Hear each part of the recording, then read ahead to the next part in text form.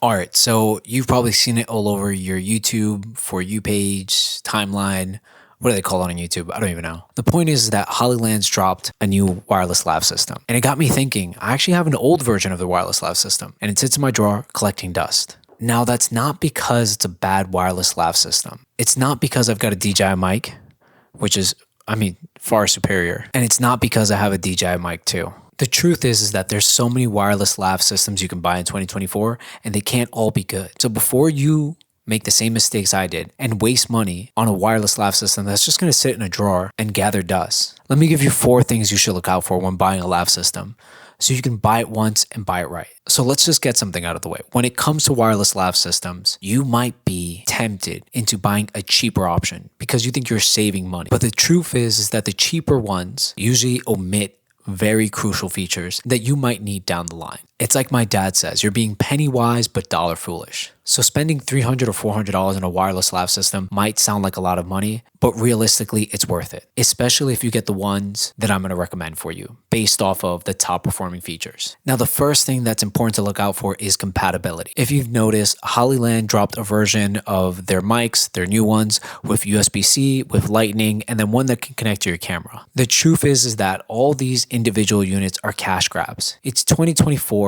90% of our electronics use USB-C or have a 3.5 jack, like if it's your camera. You want to get a system that's fully compatible with all devices. Don't get tricked into buying a system that's exclusively for iPhone or Android or your laptop. Buy a multi-functioning system. Because the truth is, if you're a content creator, you're going to be producing content and want clean audio on all your devices. So what am I referring to? Well, for example, the Hollyland Max. That one you can connect to literally any device. The DJI mics, they come with those little tiny adapters right there that are Lightning and USB-C, and there's a 3.5 jack on there. And we can assume the new DJI Mic 2 is going to do the same thing as well. So you want to focus on full compatibility. That's number one. Next thing that's super important, and it might seem superficial, is that you don't want a digital receiver wireless system that doesn't have the info screen.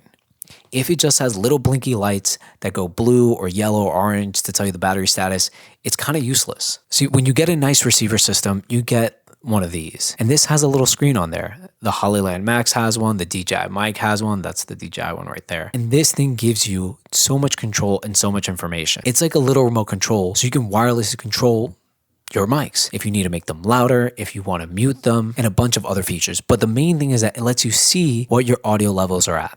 And that's super important when you're filming yourself, which I'm doing right now. Imagine if you went to watch a movie and you can only read the subtitles. It's going to get annoying. You want to be able to see visual cues. And that's why the second thing is having a receiver that has a digital display on there, not just blinking lights.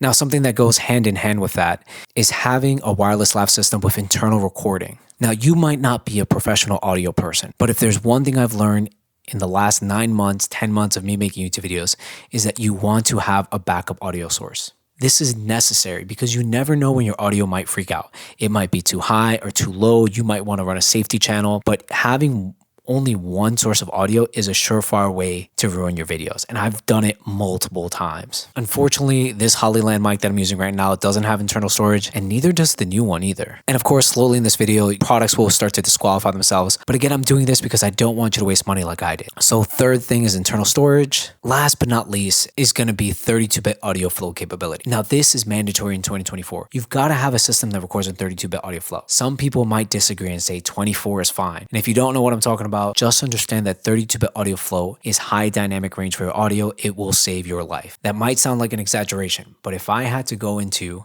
recording a video, I'd rather have 32-bit audio flow than not have it, which means it's necessary. Now, at the time of recording this video, there's a couple solutions that have 32-bit audio flow, specifically the Rode Pro, and for sure we know it's coming, the DJI Mic 2 with 32-bit audio flow. Those are the two best solutions. They're also the most premium solutions, but again, like I said in the start of the video, buy once, buy right. Don't be penny wise and dollar foolish. So yes, if you want to buy a wireless lavalier system in 2024, make sure you look out for those 4 things. I'll put them up on the screen here. And then make your decision, especially because there's a lot of temptation out there. There's so many new products. They do a lot of cool things. So yeah, hope this helped in your buying decision. And of course, this whole video is recorded with the Hollyland mic, which probably sounds great. I mean, you tell me.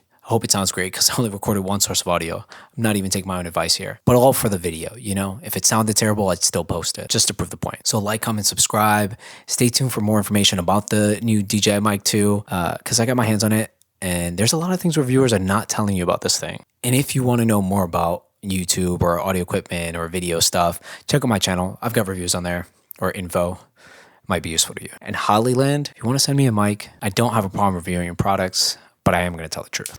All right, so that really was just a super quick video. And if you stay tuned to the end, you guys get a little bonus. Now that bonus is going to be a audio sample with the DJI Mic 2. Now, I got my hands on this. It's hard to do because the only way to really get this is to buy a Pocket Osmo 3. And those things are like $800 because you got to get the creator combo. That being said, I've been testing it for a little bit of time. And there's some things that a lot of reviewers are not telling you guys. I don't know if they're neglecting to mention some features, or maybe they don't have the DJI Mic 1, which I actually have right here. So maybe they don't know what the differences are. But there's some nice differences. And the DJI Mic 2 is a really solid unit. I'm actually recording in 32-bit audio float right now, and I'm syncing the audio in post, so it should sound good. And compared to the Hollyland mic, I mean, I don't know yet, but when I'm editing the footage right now, the Hollyland mic, the windscreen had like no plosive protection whatsoever. I'm the whole video, so that's super obnoxious. But again, it drives the point about buying a quality product and getting what you paid for. So yeah, stay tuned because I'll give you more information about this DJI Mic 2 as soon as I'm able to. I'm working on a lot of videos right now. It's overwhelming, but I'm going to get stuff done. And if you have any questions about this guy, leave it in the comments. Just don't make it too hot. Don't let DJI know that I have this. So yeah, I appreciate every single one of you. Thank you for subscribing. And let's see if we can get to 10K in the next 6 months. That's honestly my goal for 2024. And I think we can make it happen.